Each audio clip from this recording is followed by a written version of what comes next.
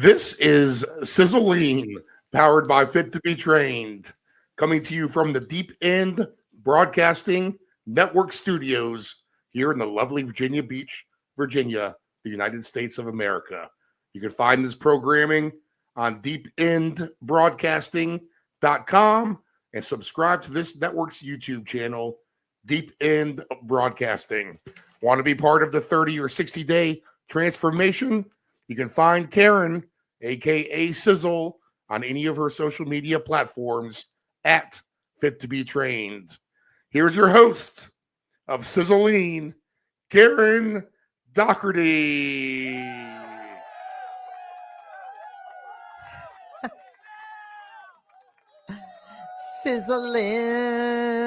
Sizzling in Chicks Beach. I'm excited for tonight. Before I introduce my guest, I just have to say something to Steve quickly. He's a big football person, and football is on the scene. And I have to mention the Eagles played the Cowboys on Thursday night on opening night. What did you think, Steve? And Kasha, you can interject anytime, even though I haven't introduced you yet. But the Eagles beat the Cowboys. Costco Winston, our guest. Let's see here. What do I think right off the bat on that? The Eagles are missing a lot of defensive players that they had last year. That's one. And the Cowboys, I think it looked a little bit better than I think a lot of people anticipated them looking. So wow, it's only week one. All right. But really, there's a lot in the NFL that's kind of upside down right now. There's about 10 teams that you can ask them, what the hell have you been doing for the last 4 or 5 months of practice? Because there's a lot of bad football this last weekend. So we'll see. We'll see what happens in week 2. I'm happy for you, Steve. I know this is your time. And I am happy for me tonight because I've been wanting this guest. And Steve, you and I have talked about this guest, maybe even on podcast number 1, because this guest is my bodybuilding coach. And she took me to a win. I'm wearing her t-shirt, or it's not a t-shirt, tank top. I know, right? So and I've had this podcast for a year now, Kash. I don't know if you know that, or coming up on a year, and I was just intimidated to get guests on for a little while, but I always knew who I wanted, and I was like, I'm gonna ask my bodybuilding coach. Like, you can probably hear it in like podcasts. I can hear it, and I'm very flattered that you 1 or 2. And can you believe it took me this long, which is a little embarrassing because it was because of intimidation. I have that reputation, and I'm not sure why. And I love this lady, okay? But I'm intimidated a little bit once in a while, and I don't know. Can you believe it took me this long? Like, it's bizarre. But anyway, here, let me introduce her. Other than there's so much more to her. I was introduced to Kasha because she's kind of famous in my town of Virginia Beach for taking for her own career in bodybuilding, but taking people to a win. And my girlfriend, Karen Edge, who was even on this podcast for nutrition reasons, told me, I said, I'm thinking about a bodybuilding show. I'm 54 or whatever I was. You think it's too late? She goes, oh, hell no. You got to get this girl, Kasha Winston, blah, blah, blah, blah, blah. And so I did. And you emailed me right back for like this lady. I want to support you. I love that you're doing this. It's awesome. Well, you emailed me right back in the day when I wanted to do the contest too. Yeah. I mean, you are a girl that's on it, and just I'm a results oriented coach. Yes. There's so much about you though that people don't know that I really wanted to share. And the reason why I even started this podcast, Kasha, is because Steve, my great friend here, said you should do this podcast. And at first I was like, I don't know. And then I thought about it, slept on it, and God's like, what are you, an idiot? Of course you do this. So I did this, and I've had women trainers, women influencers, women in the business, so we could talk about who we are. Like sometimes I felt like we don't often get a voice to talk about other things that we are other than just fitness trainers. And some of us just want to talk about fitness. And some of my podcasts have been like that. But the thing about you is, yes, she has a career in bodybuilding, and I can't wait to ask you a couple questions about that. But there's also, you have a career with animals. You have such an expansive life that I probably would have to have you on more than once to get through all the stuff and all the accolades that you have in the animal world too, which is fascinating. Like I sent Steve some pictures prior, right before we sat down, because I'm like, you got to know, there's more about this girl. She's wrestling an alligator or a crocodile. An alligator. You know, so just like cool little fun facts about you. And this is audio. Like, granted, they see us when we're on YouTube, but I just wanted to go over other things about who Kasha Winston is, and that I was lucky enough to train with you. And yes, you took me to a win. This is a woman's physique over the age of 40, first place, Karen Dougherty, number 67. Thank you, Kasha Winston. And I can't thank you enough for that. Steve, you can do the clapping hands if you want. Woo! Was this the one during COVID? Yeah. I do have that picture on file. I know, that's a great picture, isn't it? I mean, You need to wish do I a looked like howl, that. Steve. I wish I looked like that every day, but whatever. Not, you know, it was such a good time, and you're such a great trainer. But I want to talk about the training beyond humans tonight. But first, let's introduce my coach, my friend, Kasha Winston. Woo! Bodybuilding legacy. And being my friend is the greatest gift of all to me. well, I haven't been a very good friend to almost anybody. I've been kind of out of the loop for a little while now, for a couple years, and I'm trying to make a comeback, just like kind of touch base with people. And I apologize that my way of touching base with you was like, let's go on YouTube and Spotify and Apple and do a podcast. But I didn't want to wait any longer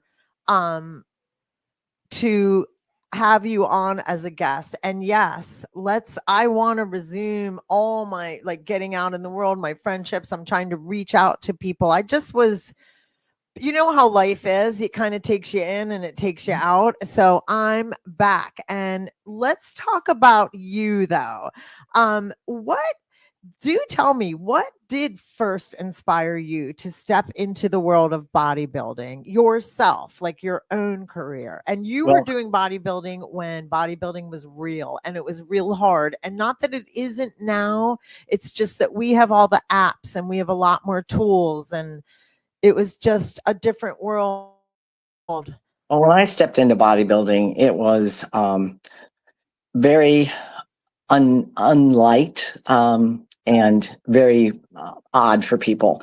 And my models at the time were Bev Francis, not so much the Corey Everson or the Rachel McClish, because I grew up on a farm. I was throwing around bales of hay and bags of feed and all that good stuff, and riding horses and showing dogs. And so I just naturally was physical, and I love being physical and being outdoors. And then I got into a swimming career. And luckily for me, my coach, again, was an oddity. She believed in weightlifting for swimmers, which was a big no-no at that time. And when I first hit the weights, that was it. And then on top of that, I had the good fortune of running into a man in the gym. He introduced himself, and I looked him up, and it turned out he was Mr. USA. And he kept encouraging me and telling me that I had the genetics to be a great bodybuilder. Yeah. And at first I was kind of like, and so I looked up this bodybuilding stuff, and I fell in love. And one thing led to another. He at one point he told me he had entered me into a contest, and I took second, and that was it. I was hook, line, sinker. I was done. And Yeah. so, but Yeah. like you said, life gets in the way. And I was in college, and I got a law degree, got an animal behavior degree, and the animals kind of won out, even though I did do asbestos litigation for a while. Oh wow, that's so fascinating, actually. I know. Did you hear that? Like, I didn't know if she was going to mention that, and I wasn't sure because it is, you're the guest, but yeah, did you hear that, people? She has a law degree, so there's so much more to her. Okay, but keep going. I really was, I did, it was hard because it was sad. And so any place there was a deposition, I would either go because there was a bodybuilding show or there was a dog show. And then I got into, I worked with wolves because I met Eric Klinghammer, who started the Wolf Park in Indiana. And he and I were both doing Schutzen at the time, which is a dog sport. And he had shepherds, I had Bouviers and Malinois. And he invited me to do a research project, and it was in Ely, Minnesota. And so after that, I was really done. I needed to continue to work with animals. So currently, I train service dogs. I train rehab horses that are off the track racing thoroughbreds, or other horses that have behavior problems, and make them adoptable, basically. And I love all that. And I competed in obedience, agility, musical, freestyle, therapy work. So my dogs are all therapy certified, and then I do a lot of behavioral work, and I take in animals that have issues and fix them, basically, and work with them. So that's really, that was my inspiration to get started. Well, that's the thing. Like, I okay, see how much was just spun off in that short period of time. Okay, like, I got to make sure my timer's on, because this is going to be good and I can get down a rabbit hole with you. I want you to kind of go back. Okay, so you started bodybuilding. You always were animals. So you always, like, you grew up on a farm. What state were you in? Were you Virginian? No. I was Wichita, Kansas, and Elmira, New York. Okay, cool. All right. So that was first. That was already in your blood. So the bodybuilding just kind of happened because you met this guy and he was like, you've got the DNA, you've got it. So when you were in college, were you still working with the animals? Have the animals been something that you've just been a non-negotiable your whole life? It's been, it's been a non-negotiable. I've always been an animal. Okay, And to this day, I mean, like right now I work, I do volunteer work at the Virginia Zoo. I work at, like I said, I work at the farm, working with people's horses and their dogs, and training service dogs. And then I also volunteer for the Norfolk Animal Care and Control.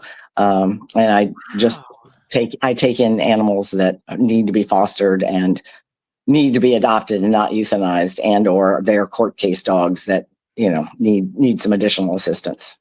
Well, that's why I love, this is another reason why I love doing this podcast. You never know where you're going to learn. That's good. Right. Like, you learn so much about people. Like, I thought I knew you, and I do still feel like I know you, but I am learning. But that's the whole point, is that you evolve. I mean, well, it sounds to me like really bodybuilding and fitness training, like you're like it's the animals first. It is, but human second. Well, I like animals more than I like people, but amen to that. But the motivation is no different for an animal than it is for a person. The law of effect, it's a law of effect. I mean, if whatever you do, you need to, whatever the animal does, whatever the person does, you need to reward and get them motivated to do it for themselves. I know I've told you this before. I don't Velcro people to me, even in the gym. I want to teach them what they need for their body and how to get there.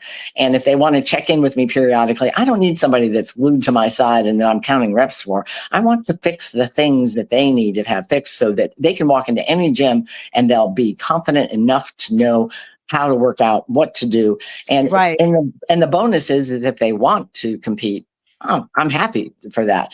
And Right. competition in this day and age has become vastly different. I think I still have aspirations to get back on stage. I've always kept my shape, but I've been through a lot since I last saw you. I got Rocky Mountain and Lyme, and at the same time somehow, and I ended up having AFib, and that led to a cardio version, which failed. And then that landed me a week later into a stroke. And then after that, but the doctors kept saying it's because I was so fit that I didn't have any deficits. And then I ended up going to Lima, Ohio, of all places, to have what was supposed to be a closed box ablation. And it turned out the spirochetes from the ticks were eating my mitral valve. So they had to open the heart surgery.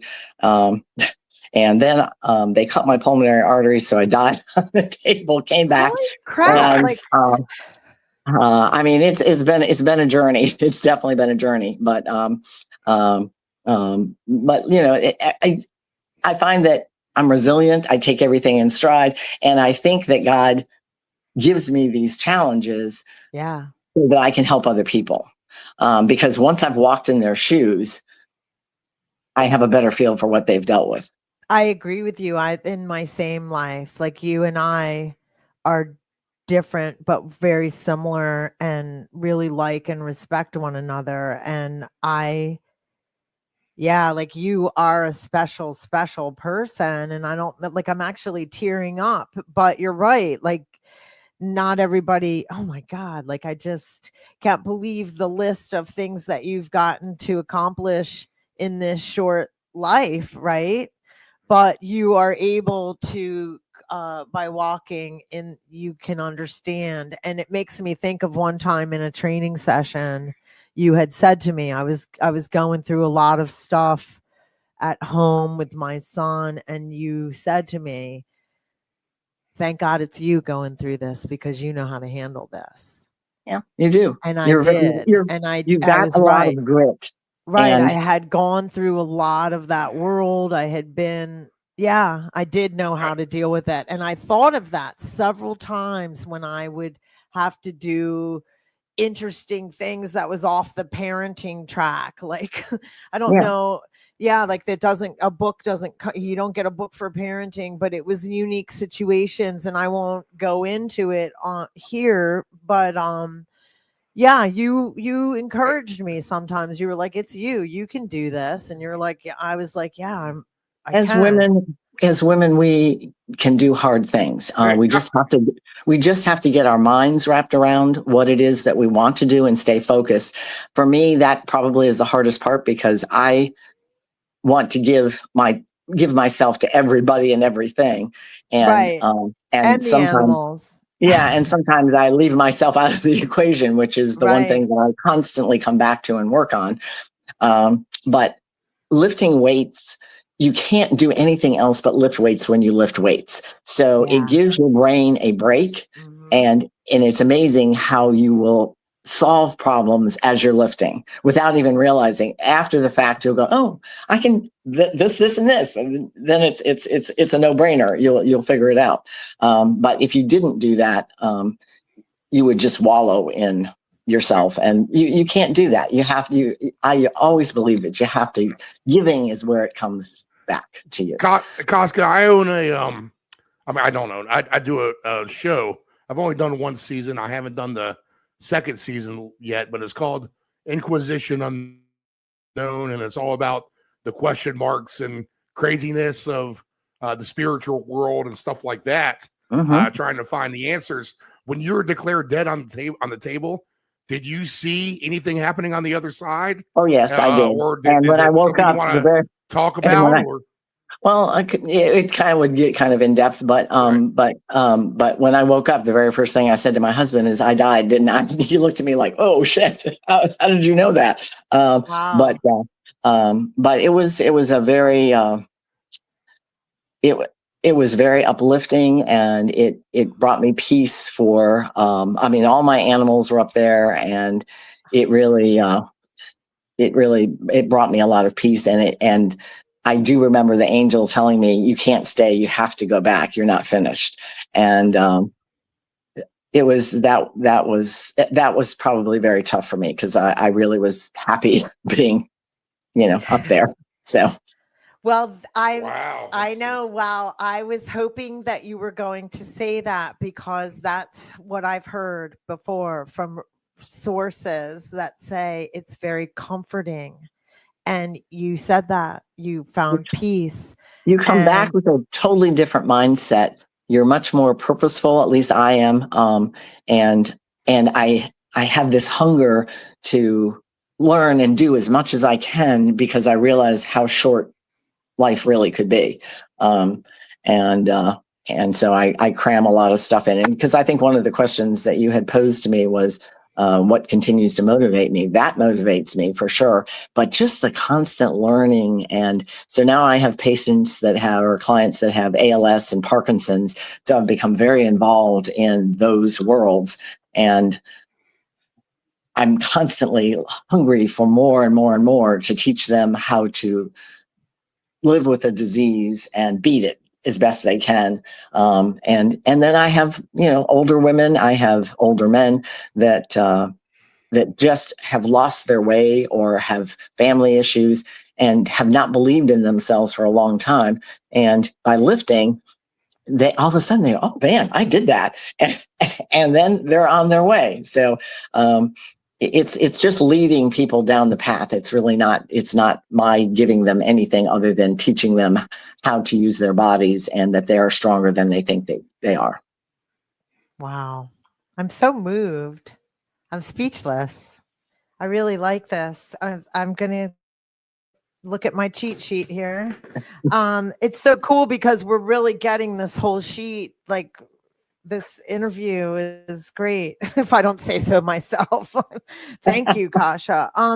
What does balance look like for you now? Like, because you do really have a lot of things on your plate. You're at the gym, you're in the pasture with the horses, you've got a new certification, you've got the dogs. I mean, how do you Well, find right now, balance? You have well, right family. now, yes, family is very important. My son is grown up and he's out of the house, but I'm still mothering him. And the challenge right now is it is still trying to balance things. But I find that when I get out in nature, and I'm very fortunate with the house that I live in, it's got a relatively small yard, but but I'm also a master gardener and a master naturalist, and I just got voted in to be president of the Master Naturalist Society. But I have chickens and bees, and I have the horse, and I have the dogs, and so anytime that I'm getting a little wired, I just do that, and it's very soothing, and it helps me come back uh, to God and my faith, and because nature is all faith based, and so that's very helpful. And then I take care of myself. I work out every morning, and I eat well, and I pray and I meditate. I'm still teaching yoga at the base, and my classes are huge, and I get to meet people from all over the world. So it's really fun. Good. I'm glad. Yeah, life, it really can be fun. It does sound like you have um gosh, you have so much on your plate. I can't believe it. And so you're balanced out and you're calling it fun, and that's the key. I'm Well, so it's the giving, yeah. because When do you so sleep? I do sleep, but like for instance, I collect oyster shells from a restaurant for Chesapeake Bay Foundation, and that's a once a week thing. I work in the butterfly house at Norfolk Botanical Garden. I'm volunteering at the zoo. I also did sea turtle nesting again this season for the Virginia Aquarium. And like getting out in the morning. So I usually get up like around 4:30, and I'm on the Croatan beach at like around 5:30 at the latest. And I take my little chihuahua with me, and we go either, right now we're just checking nests, but we were looking for sea turtle nests, and there's nobody out there. It's very quiet. It's very peaceful. And immediately I just feel good. And then I can plan my day and move on from there. Gosh, I feel like such a loser. I will tell you this. I got rid of my TV out of my room Well, I have not had a TV in forever. I bet you haven't, because there's no way. And like I really want my life to have more purpose. I am in the golden years now, and I've waited my whole life to get here. We're so lucky if we get here, right? You know, Ian's older now. And I'm single, so I can do whatever I want. The only thing, is obviously, the wallet or whatever can hold us back. But I, like you, love nature, and nature is free. So I'm fine. I also paint and I draw and I do oyster shell crafts. I wanted to ask you, you were dilly-dallying with painting and really finding yourself when we were training together. I actually started an Instagram page, artist Kasha Winston or something like that. But and so I've got a bunch of my stuff on there. But and I just finished a really cool watercolor piece for my son for his apartment. So I wonder if you're like alien. Some of us are just. What blood type are you? Do you have RH negative blood type? People would say that I'm very strange. Yes. But you're strange good. But you are really an achieving human being. Like I cannot imagine being any other way. I need to produce. I need to be needed. I need to be thought of as being relevant. And if I don't have those things in my life, I'm not needed and I'm not relevant, then that puts me in an unhappy space. What a great vulnerable thing to say. And I appreciate you saying that, because that's most of us. That's all of us. But I don't know if we can put words to it, and some of us more than others. And I think that's why I was so down and out. I felt needed, but I was just struggling. And a lot of it was like family issues, like dealing with what my age group is, when you're dealing with parenting and or being a child to aging parents and mothering. It was just so much at once that I just kind of lost myself in there for a little while. Unfortunately, as women get older, they kind of get passed over also. And that really bothers me, because I think a lot of women then take that to heart and then stop. They just don't do anything. And that's very sad. I agree. And I don't understand, frankly, I don't understand people. I mean, I'm old. I mean, I'm 74. So, I mean, people that just sit around and don't do anything to keep themselves active or giving of service or volunteering. And they're capable at that age, because they're not working, they're retired, this, that, or the other thing.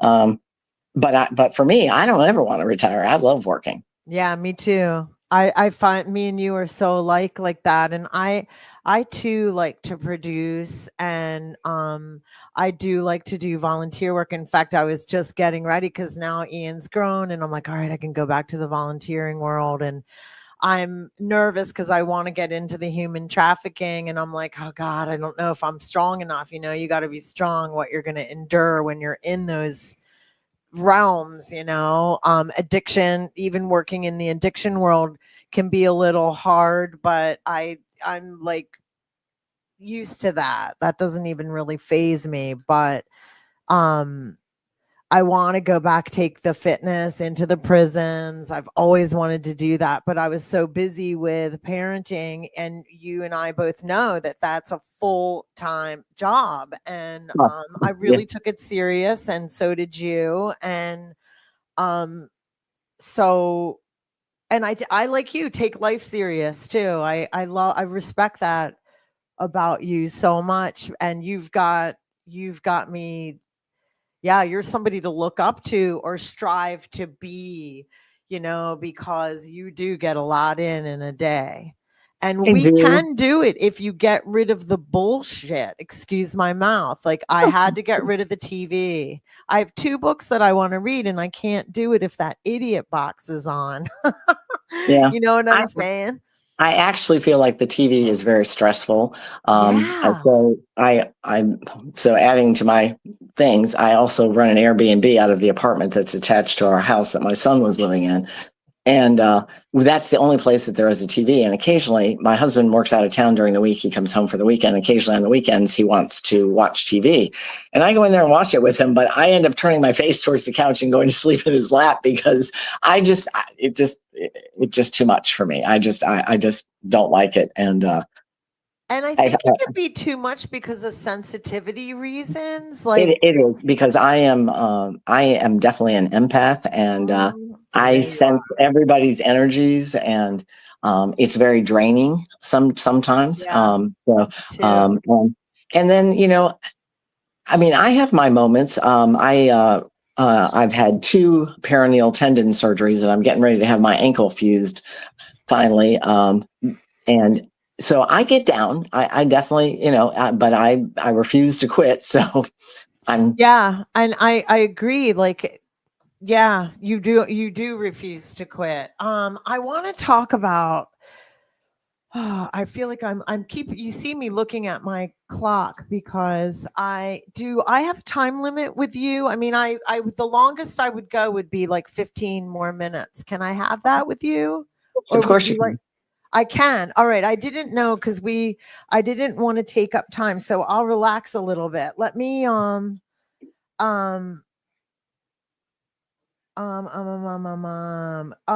what's a defining moment? I'm going right back to the top. What's a defining moment from your competitive career that still fuels you today?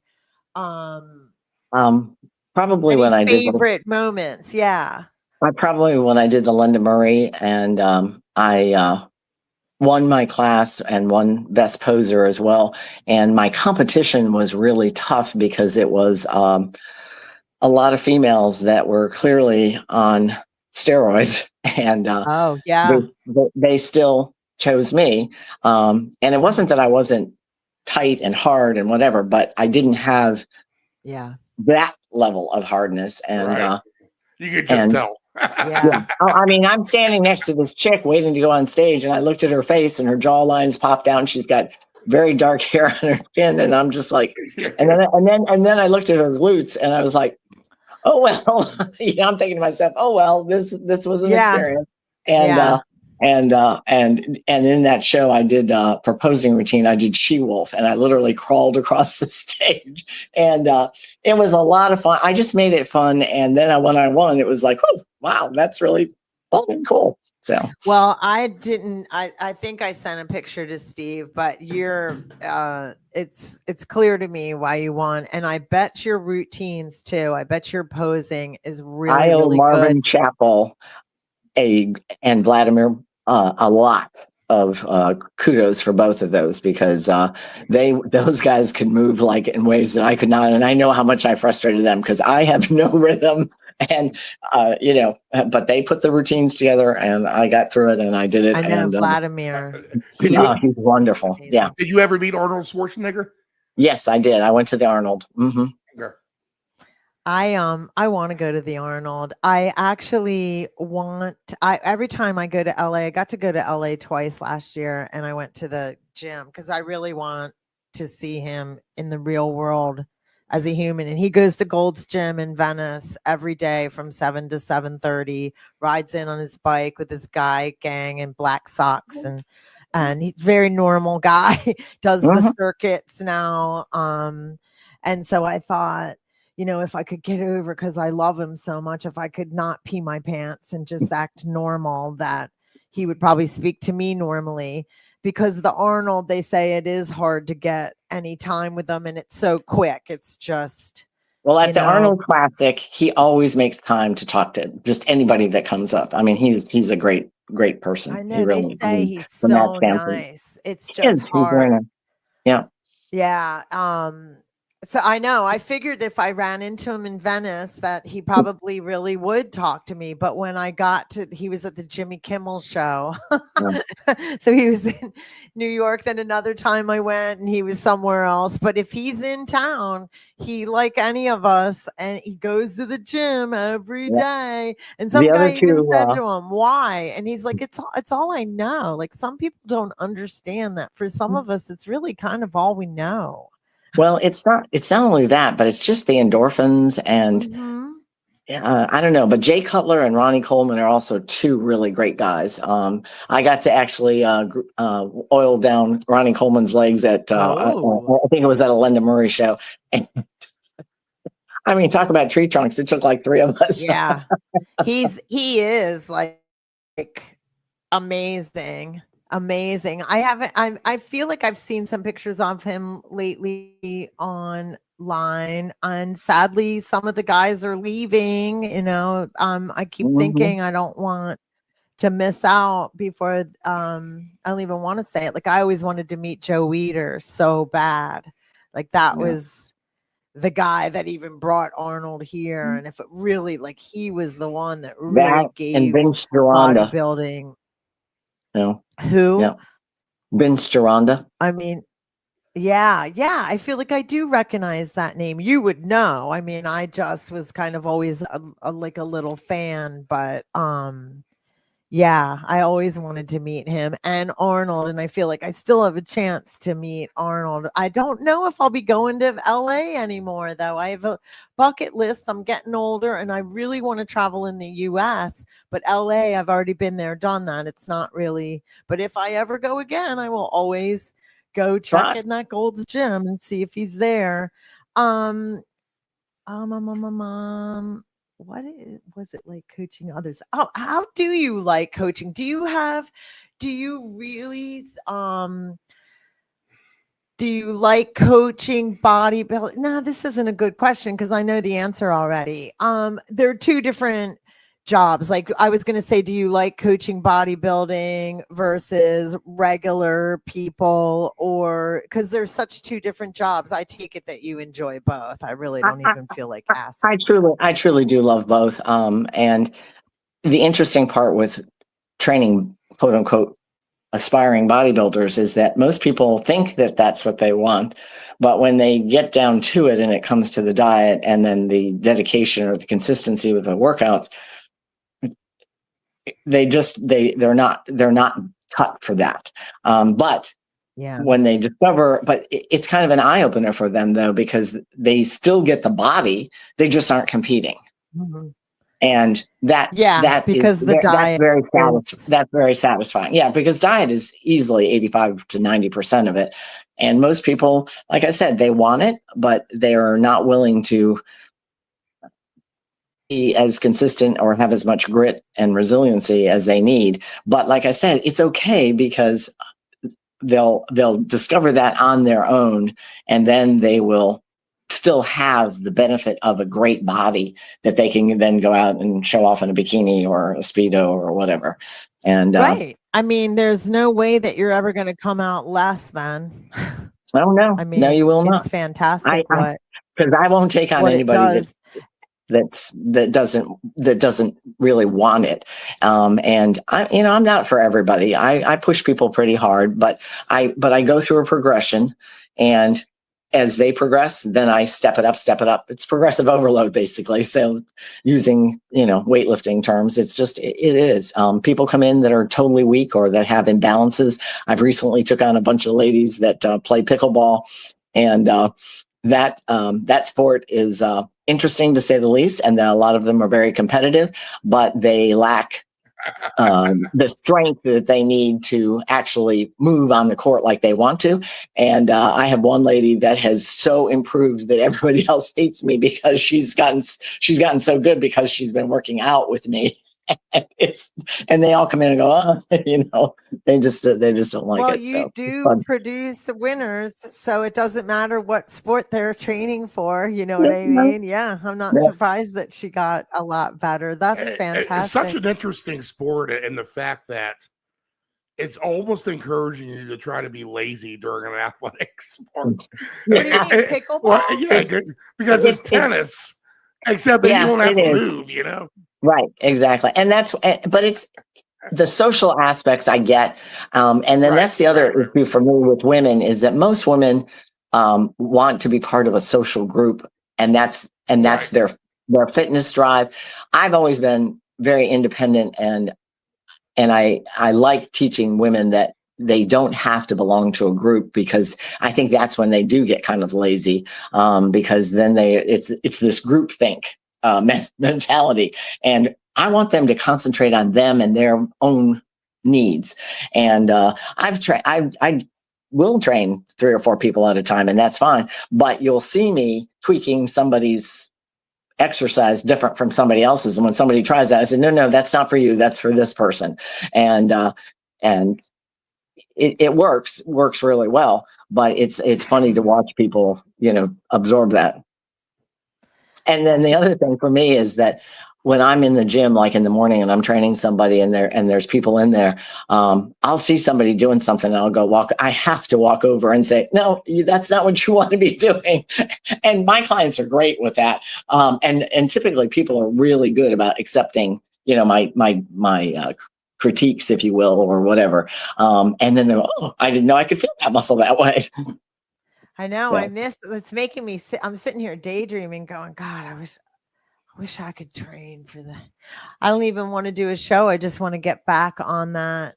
It's very healthy to really pick apart, not necessarily just the body building, because it's not always have to be competitive. Just working on each muscle group that intentively is so good for us. Me, no end. I love finding exercises that tweak little body parts that most people don't even realize they have.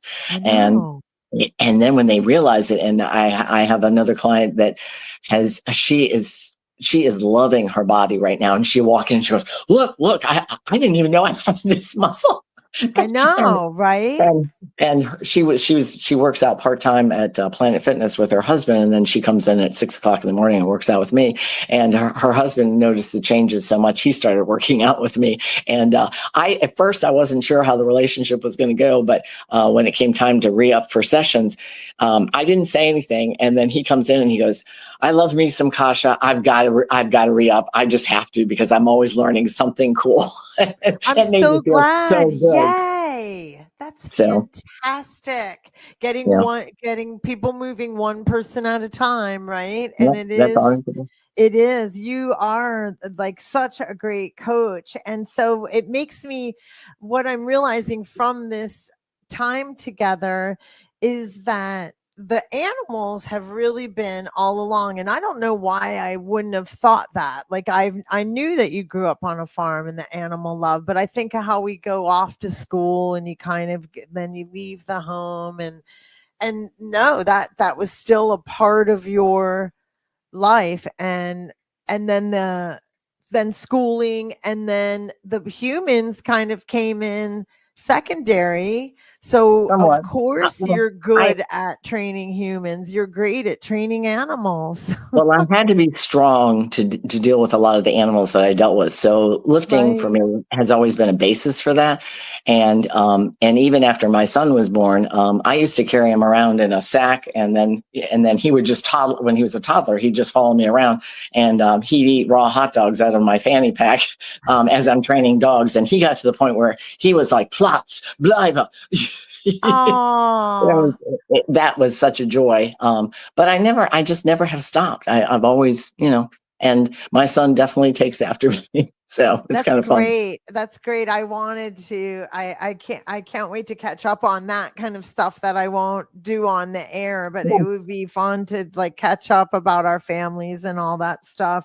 I'm not going to say that. We already talked about, oh, I like this one. What myths about aging and fitness would you love to bust wide open? What myths? The biggest myth, I think or one of the biggest myths that I'd like to bust wide open, is that menopause causes you to become fat. It does not. It absolutely does not. It it is lack of movement, it's diet, and you do not have to put on belly fat because you're going through menopause. It's a choice. And people, because women and men too, but women particularly, I find that as they get older, they're unwilling to give up that wine, and that's what's causing the belly fat, or just not eating well, and then not exercising. Because for us, muscle is everything. Cardio queens drive me crazy because they're just tearing down any fat, any muscle that they have. Muscle is what burns more calories. I'm going to get on my soapbox, than any other muscle, than anything in your body. I mean, if you want to eat like you want to eat, then you have to resistance train. You just have to. It's an absolute must. I agree. And I think for mindset too, like like you said, going back to how like that time in the gym gives you a chance to shut down, because when you're lifting weights, you're lifting weights. Right. You have to pay attention. You can't be everywhere. And so even a woman like you that has a very full schedule, I bet you it's very annoying to hear somebody say they don't have time. Yes, I won't deny that. Yes, it fries me royally. Yes, it does. Yeah, they don't have time. That one always gets me. I even like I've ran into money situations, but I always laugh because the money, I don't have the money. And I remember mopping the gym floor to make sure that I could get in the gym. You know what I mean? So, I mean, me and you take things to an extreme, but it does always make me laugh because you'll see somebody pull up in a really nice car and they're like, I'm just really tight on the money. And you're thinking to yourself, always picture myself with that mop, and I don't say anything to them. I just kind of laugh to myself. The time thing, that one always has gotten me too, because I stay busy, but you gotta make time for yourself. I mean, mentally, if for no other reason than just mental decompressing, you need to take that time. And I would promise anybody that if they would just do, and it doesn't have to be an hour. I mean, 30 minutes of strength training will get it done, get out, get it done, get out. Don't talk on your phone. Don't You used socialize. to tell me that. You used to tell me when I was training for that show, get in and get out. There's nothing, you see bodybuilders standing around in between sets and you're thinking, oh, this is going to be like an hour and a half gig. No, it doesn't have to be. You can even still take your rests and still be in and out because you're just hitting the leg. And if you're doing a large circuit, you're going to be doing enough cardio just doing that large circuit if you keep moving. And then my other thing is that work your legs, you work everything else. You work your core, you work your upper body, because you're going to be using weights in your hands, so you don't. And women in their legs and their butts are the biggest thing for most women. So, I tell them, you don't need to spot train, although they've shown that some spot training does change the fat dynamics. But if you work your legs, you're working everything else, and you're getting a cardio workout in right there. Oh, yeah. You restricted me because remember, we were getting closer and closer to show, and I'm not a large girl. I'm petite, and we were trying to get more muscle on, and it was like, no cardio. No, I wasn't allowed to do it, which was fine with me. Wasn't allowed to do it. Abs. Remember, I'm the square body. Like I have that more up and down shape. So we were, you do a lot of abs in the workouts. We were doing some things to try and whittle the waist, but always trying to get the lats bigger so that we would have that illusion of the V paper. Posing, sucking your tummy in, really getting that vacuum down is, God, talking to you makes me want to do it. And I had a gal on a couple weeks ago. She was like an influencer. She's a fitness girl too, fitness trainer in New Jersey, but more of an influencer, has a lot of followers. And she was like, I'm really getting into bodybuilding. I'm getting into bodybuilding. And I think that's what I want to do. And I asked her if she was going to do a show, and she said it on the podcast. So I was like so honored on my little show, because she's one of those girls in New Jersey that has some celebrity trainers being by New York and the Housewives. And then she's on Fox and Friends. She's, you know, and on my little podcast, she said she's thinking about, but she was like, oh, hey, I'm going to call you. And I said, oh, no, you want to call my next week's guest. Because I had just asked you when I was on my way to do the interview with her. You had just said, yes, you would do it. And I was like, yes. And I was like, oh God, I have the perfect girl for you. But like I said, I mean, it makes me want to do it, because then she was like, well, I'm thinking about doing it now. I was listening to my head spinning. It would be fun to text back and forth with her, because I'm sure she'd have somebody there. But I mean, I could be training here. But we both know that you have to be willing to make a decision if you're going to do competition. You know, it really is not about messing around, and you have to commit to the diet, which is the hardest part. It's doable though, ladies. It's all doable. And it's better. It's more doable than most people think. And it's not all about eating broccoli or green beans and chicken breasts. It's really not. No.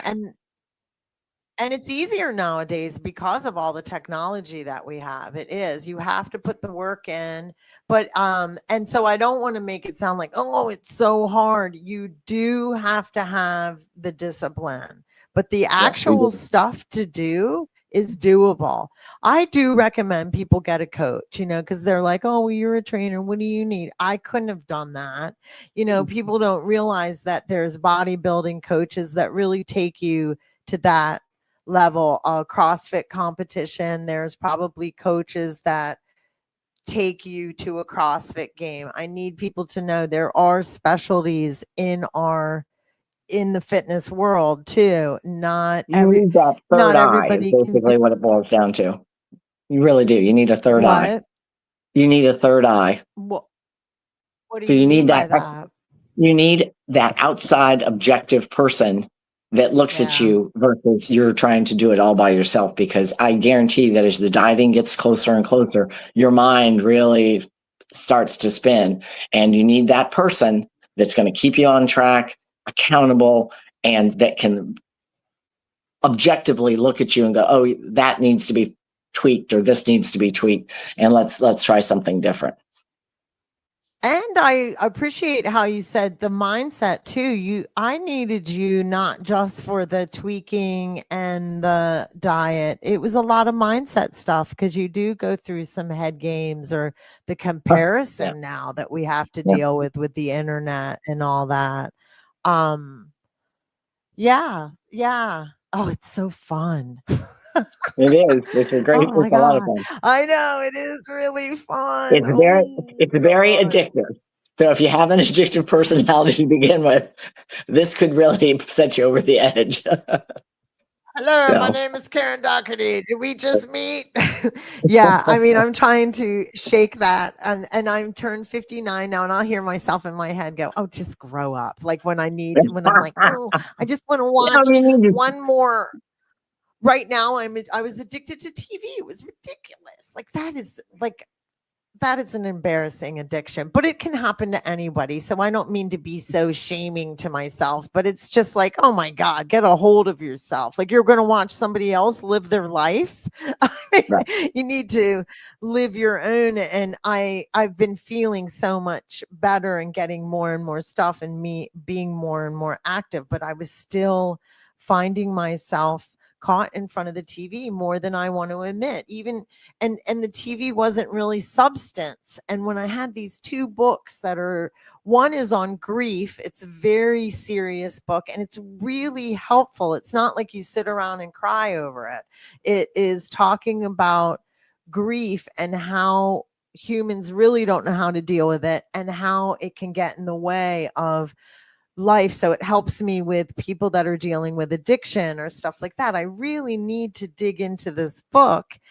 And I was watching Love is Blind on Netflix, which is ridiculous love show. You know, it's like just the silliest stuff that's on TV and taking people's, or even scrolling on your phone. It's taking people away from what they could be doing for themselves. And that's what was happening to me. So now I've told on myself. So I definitely going to keep that TV out for the rest of the week. All right. I'll text you at the end of the week and ask. I know, please do, because it really was a problem. And maybe I'm not the only one. Like, I'm really You're good not. about getting You're my not. work done. I'm really good about working out. I eat right. I do a lot of things, but everybody has their thing, and addiction will sneak up on you in different forms. It's not just alcohol, drugs, sex. It's stupid TV for me right now. For me, it's animal. Yeah. If my husband used to complain every time he'd come back from a deployment that, okay, what new do we have in the house? Right. So, but now Right. I just foster and board train. So But that does bring you so much joy. And Oh, I it does. understand that, where I haven't been an animal lover my whole life. And it wasn't that I didn't like them. I just I didn't know how wonderful it was. And I didn't have time. And I don't know. But Maverick means so much to me. And so my love for him has made me realize how much I love animals. So I'm out in nature more, which I really always loved nature. But now I have that aspect to it where I love every being, every bird, I don't like, everything means something now, where I didn't know that for probably the first 40 years of my life, Yeah. like for the last 20 years. But Maverick, I've had only for about 7 or 8. He's the one who really taught me the joy of animal love. There's nothing, it's so wonderful. It is. It is. It really is. I apologize if I sound corny to some, but I know I don't sound corny to you, Kasha. No, It's you really do not. You do a not. And rewarding love. It's like an honor, yes, that they trust us. yes, yeah. And which gives me, I'm coming to a close here. My buzzer went off a little while ago, and how have the animals help with humans? And I have it probably written here. How does working It's the communication. You learn to see through yeah, their eyes, and that helps me see through other humans' eyes. It also slows you down because their learning is very different from our human learning. They are more contextual, whereas we tend to generalize. And so if I can get people to slow down and to focus, and same with the animals, I take my cues from them. So when I go out and I'm training my horse, I recently did something with a start stop button for the farrier where I put a cone out, and if he touches the cone, then it's time for him to lift his hoof, and he'll hold it there for the farrier or for me to clean it. So I'm communicating with him, and then if he touches the cone again while it's lifted, then I back off, or the farrier backs off, and he puts his hoof down, and then he'll touch it again when he's ready. So I'm giving him choices. And the same thing with the animals. It's not all about commands. It's about cueing. It's about changing their behavior through their emotions. And when people walk into the gym, I always have a plan A, B, and C, because I never know whether right. somebody's got an injury or a mental issue or a family issue or an illness. And so I'm very tuned in to that, and the animals have greatly helped me do that. I watch it work, and it's just so fascinating and so exciting every time I see it happen.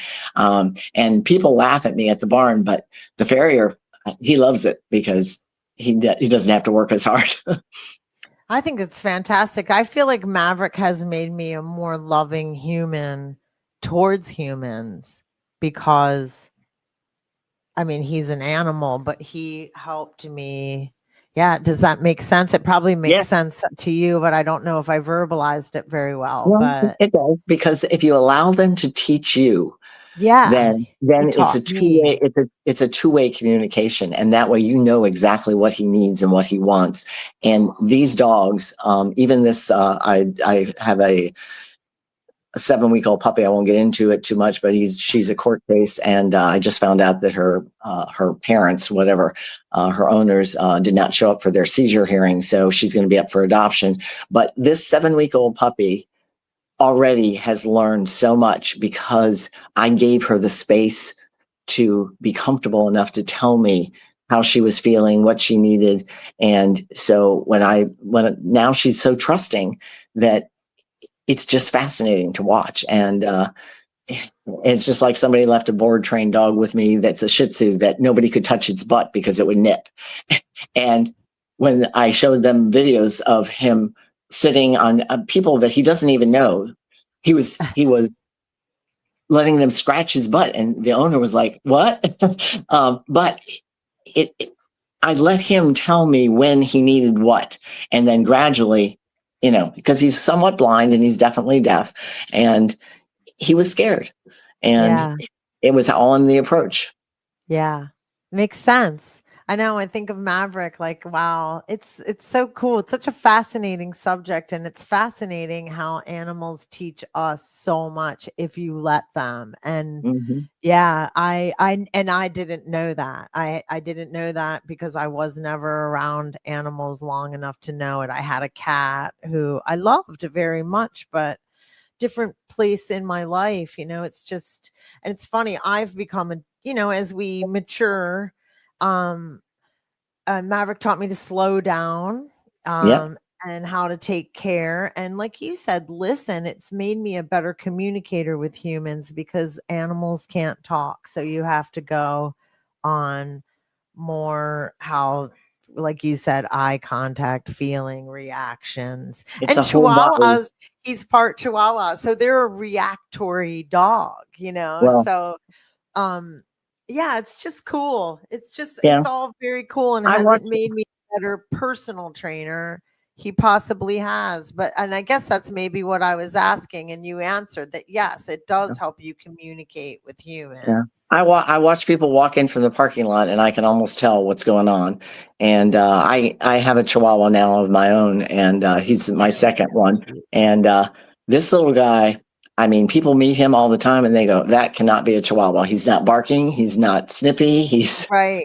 but it's all in how when I got him, he was 1.5 pounds, and now he's 7 pounds, and he's 2 years old, and he heals like a little Malinois next to my side, and he won't bark at anybody. He pays no mind to any other dogs or any other humans unless I allow him to greet them. I mean, he's pretty special, and he's taught me a lot, a Well, lot. I think like Chihuahuas are anxious because nobody knows how to deal with them. I think It's the what you people. have learned, right, is that he's not anxious, even though he's a Chihuahua, because he has an owner that knows how to deal with who he is. So, yeah, that would make you a great coach with humans because we are able to verbalize. We Yeah, might thank God. BS a lot, but you Well, and can I can see read through through that that, too. because yeah, I kind of don't have to dig into that anymore. And I apologize if I got repetitive. I just wasn't sure if it was coming across. And that's so cool, Kasha. I love talk. That's a whole different podcast if you think It about is. it. What message would you love to leave with listeners who are seeking transformation, whether it's physical, emotional, or spiritual? That's broad, but Well, I'd say believe in yourself, give yourself some grace, and take it one day at a time. And you can have goals, but only share them with people that you know are going to support you, because there are so many naysayers out there when you express your goal, like, what? You're going to do what? And that's just not fair to you or to your journey. But that would be my biggest takeaways is believe in yourself and take it slow, and have some compassion for yourself, because every day is not going to be rock star day, and you need to recognize that. that's what I'm dealing with in my life. I just turned 59 and I'm so happy. I love aging because you get to have the wisdom that comes with it. And because I've exercised, I do have aches and pains just like other people, but I am aging a little bit easier maybe than someone that has never exercised or took care of Right. themselves. So I am enjoying the wisdom part of it. And that is, I love how you said that's what I'm trying to learn, to have more grace for myself, because I'm always like more, I'm never good enough. And I thought to myself, I'm like, I'm 59 years old. I've been through so much therapy. I've been through coaches, training. I have a lot of tools. I am not going into my 59th year going, I'm not good enough. I mean, it's just ridiculous. Like, and it's, some of this stuff has got to be scientific, where you know, like it comes from so early in childhood, or something so like one Traumatic. event when you're young that you just can't seem to erase it. It's ridiculous. And that's why, like, this grief book that I'm in, I think a lot of it is residual. And you just have to fight that. Like, you have to have more grace for yourself. You're a wonderful human being, no matter who you are. Like, people's behavior might not be great, but if you peel everything down, you know, God is good, we are good. And it's just, I'm getting too deep here. I'm fine. I'm getting You lost need to for text words, me the but name of this book.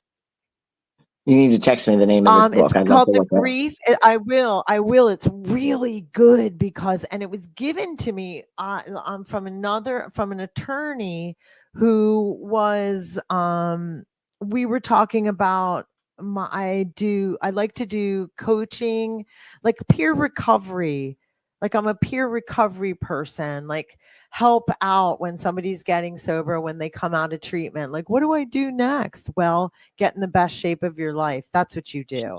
Am I a client? I mean, am I a counselor? No. And I don't want to be.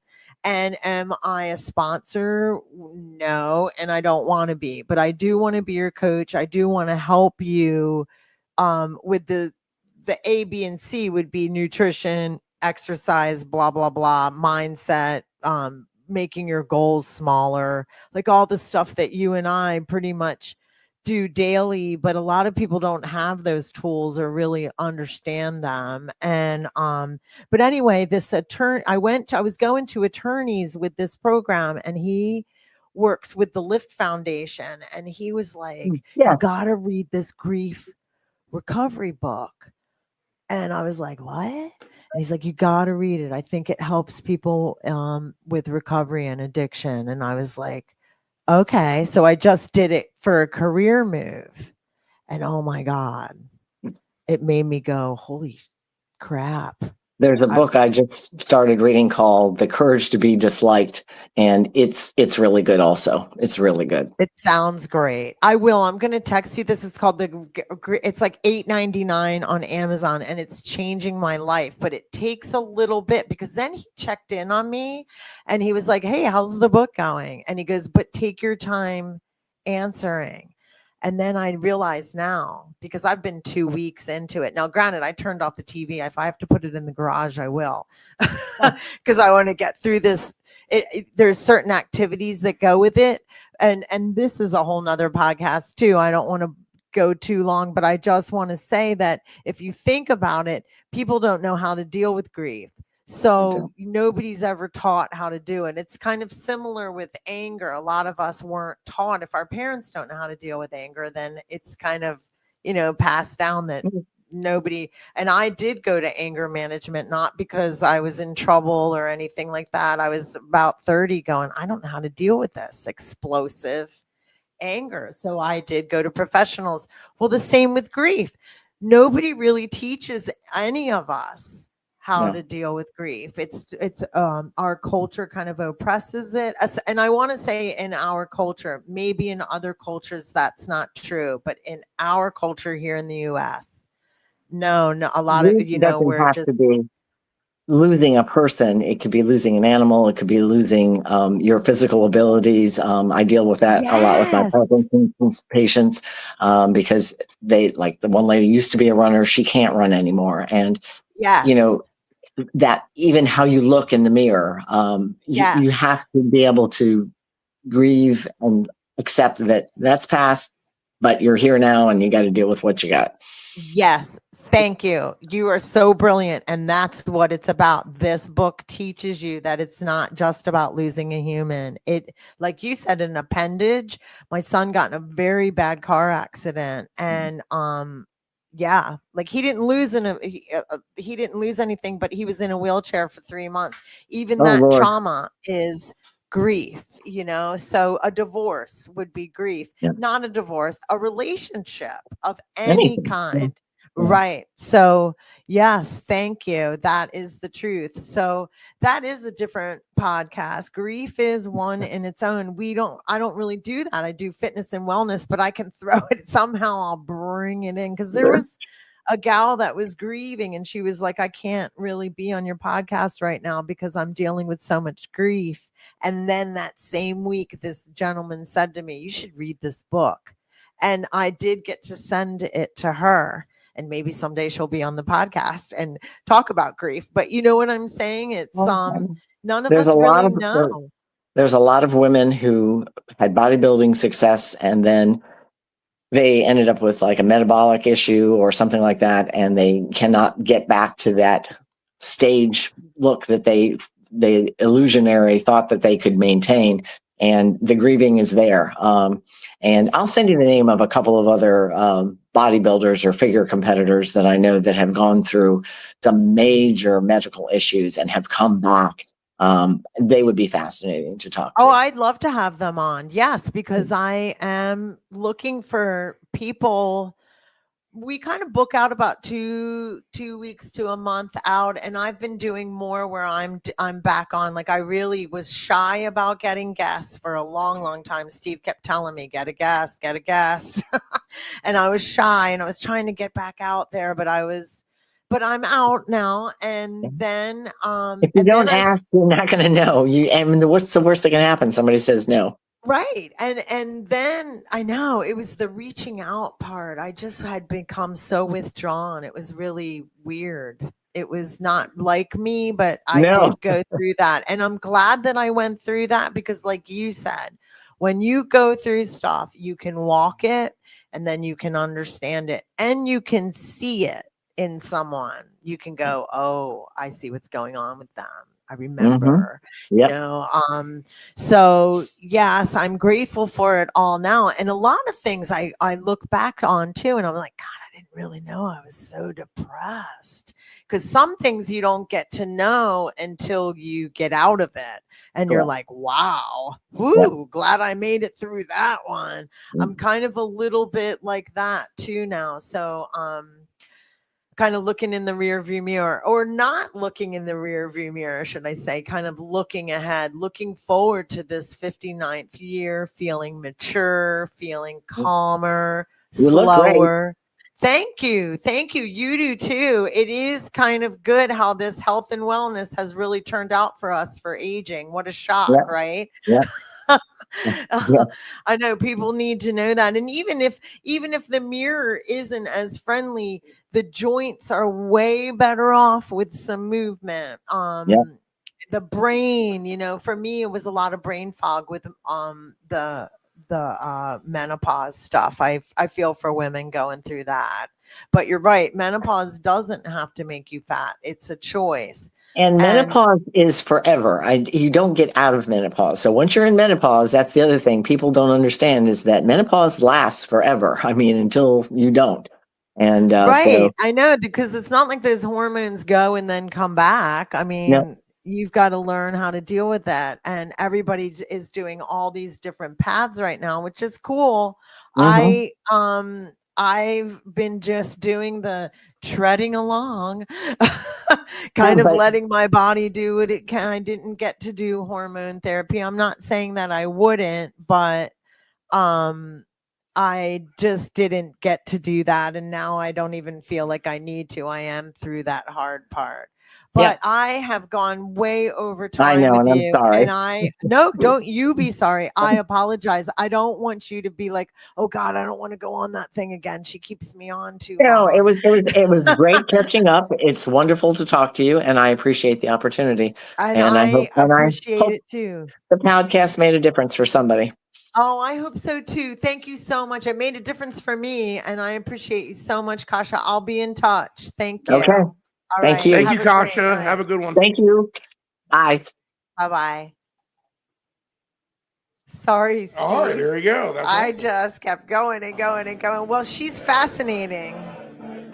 You're catching up. Well, it was endless information for wellness too. It wasn't like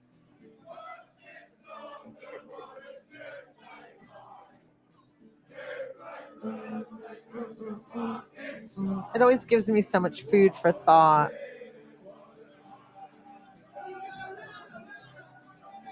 Oh, what a night. Now the question is, should I compete? Maybe. Or at Maybe. least, I don't know, it'd be hard to train for something like that and not compete, because that's kind of the dessert. All right, Sizzle. Good job. We'll see you next week. Okay, cool. Thank you so much.